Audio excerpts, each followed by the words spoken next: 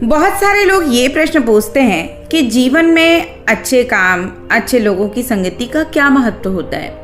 हमने बहुत बार अपने बड़ों से, अपने बुजुर्गों से, अपने अध्यापकों से सुना है कि जैसी संगति करोगे वैसे ही तुम्हारे विचार बन जाएंगे। और ये निश्चित बात है, ये सच है और आप इसे अपनी जिंदगी में अपना कर भी देख सकते हैं। तो आज बुद्ध की एक कहानी से इस बात को समझाने का प्रयास करूंगी कि कैसे एक अच्छी संगति आपकी जिंदगी बदल सकती है।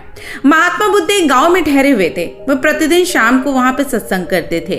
भक्तों की भीड़ होती थी क्योंकि उनके प्रवचनों से जीवन को सही दिशा का बोध प्राप्त होता था। बुद्ध की वाणी में गजब का जादू था। उनके शब्द श्रोताओं के दिल में उतर जाते थे। एक युवक प्रतिदिन बुद्ध का प्रवचन सुनता था।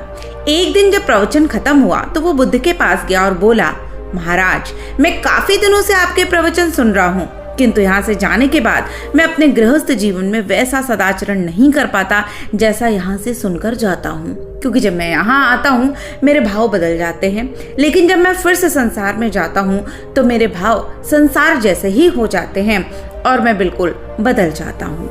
अब उसने सत्संग के महत्व पे शंका भी जताई कि क्या इसका कोई हमारे जीवन में महत्व होता है, क्या ये वास्तव रूप में हमारे विचार बदल सकता है, बताइए मैं क्या करूं। तो बुद्ध ने युवक को बांस की एक टोकरी देते हुए उसमें पानी भरकर लाने के लिए कहा। युवक टोकरी में जल भरने में असफल रहा। बुद्ध ने एक निरंतर जारी रखने के लिए कहा और युवक प्रतिदिन टोकरी में जल भरने का प्रयास करता रहा। लेकिन आप खुद समझ सकते हैं कि जब टोकरी में छेद है तो टोकरी कभी भी पानी से नहीं भर सकती। लेकिन वो सफल नहीं हुआ क्योंकि वो टोकरी पूरी तरह से जालियों से भरी थी और वो बार बार बुद्ध के कहने पर टोकरी से पानी लाता और कभी भी पानी बुद्ध तक नहीं पहुंच पाता। कुछ दिनों बाद बुद्ध ने उससे पूछा, कितने दिनों से टोकरी में लगातार जल डालने से क्या टोकरी में कोई फर्क नजर आया?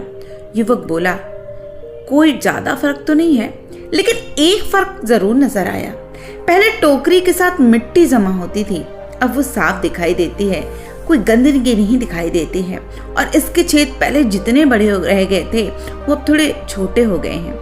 तब बुद्ध ने उसे समझाया कि यदि इसी तरह से पानी में निरंतर डालते रहोगे तो कुछ ही दिनों में ये छेद फूलकर बंद हो जाएंगे और टोकरी में एक दिन ऐसा आएगा कि पानी भरकर तुम ले आओगे। इसी प्रकार से जो व्यक्ति निरंतर अच्छे लोगों की संगति करता है, निरंतर सत्संग करता है, उसका मन एक दिन अवश्य निर्मल हो जाता है। अवगुणों के छेद भरने लगते हैं और गुणों का जल उसमें भरने लगता है। अब युवक ने बुद्ध से अपनी समस्या का समाधान पा लिया कि कैसे अच्छी संगति व्यक्ति की जिंदगी बदल सकती है।